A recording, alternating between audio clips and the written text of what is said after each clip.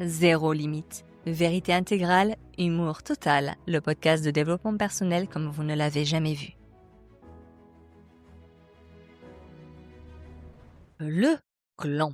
Ce merveilleux concept préhistorique qu'on a recyclé en valeur familiale pour justifier l'immobilisme collectif. C'est bien de voir des adultes de 45 ans dirigeant l'entreprise trembler à l'idée que maman puisse froncer les sourcils ou que le cousin Bernard trouve leur nouveau projet un peu risqué.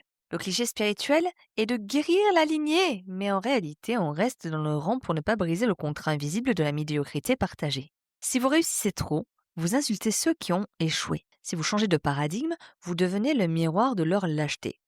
Être raisonnable, c'est simplement le mot poli pour désigner une laisse énergétique que l'on porte avec fierté pour ne pas avoir à finir seul à Noël. Regardez lors des repas de famille.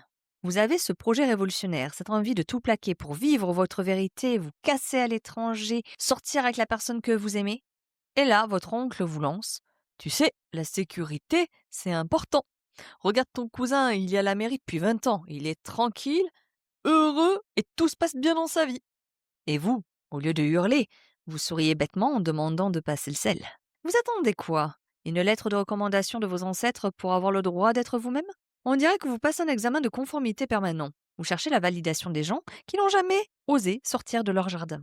C'est comme demander un itinéraire de voyage à quelqu'un qui n'a jamais quitté son canapé. Et le pire, c'est qu'on passe notre temps à s'excuser d'avancer. On baisse le temps quand on parle de nos succès pour ne pas humilier ceux qui stagnent. On se sent coupable de ne pas vibrer sur la même fréquence que le groupe d'amis d'enfance. On préfère se couper un bras plutôt que de passer pour le traître qui a osé réussir là où les autres ont abandonné. On reste attaché à des traditions qui nous étouffent, simplement parce qu'on a peur du grand vide de l'autonomie. On porte le poids des attentes de tout un arbre généalogique sur nos épaules, et on s'étonne d'avoir mal au dos chaque lundi matin. La trahison du clan est le premier cri de liberté du souverain. Maintenant, fini de jouer, il est temps de se lancer. La trahison du clan est le premier cri de liberté de ton âme. Tant que vous avez besoin de ne pas décevoir, vous n'êtes qu'un héritier des peurs d'autrui.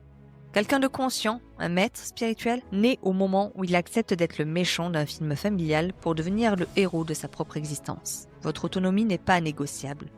Honorez vos racines en portant des fruits qu'elles n'auraient jamais osé imaginer. Décevez-les avec amour, mais décevez-les radicalement. C'est à ce prix que l'on devient intègre, vrai et heureux de vivre.